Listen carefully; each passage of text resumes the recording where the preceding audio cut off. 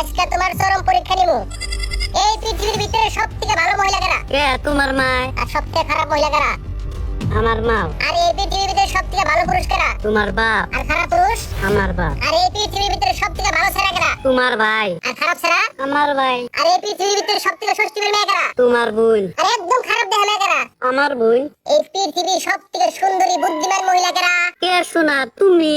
আর সবথেকে বুর্বক পুরুষ কারা? আমি। যাই গিয়ে 5 বছরে তো মোটামুটি তোমার কিছু একটা শিখে আসছে। কবিতা লেখা ফেসবুকে আপলোড দিছিলাম। কি এমন কবিতা তুই আপলোড দিলি যে তুই ফেল কইরা সরকারি চাকরি পেয়ে গেলি না? তুই এখন আমার কবিতা শুনছ নাই? দাঁড়া তোর শুনাইতাছি। নেত্রী আমার সবার সেরা, নেত্রীর জন্যই দেশটা গড়া, নেত্রীর জন্যই বাঁচতে পারা, নেত্রী আমার সবার সেরা।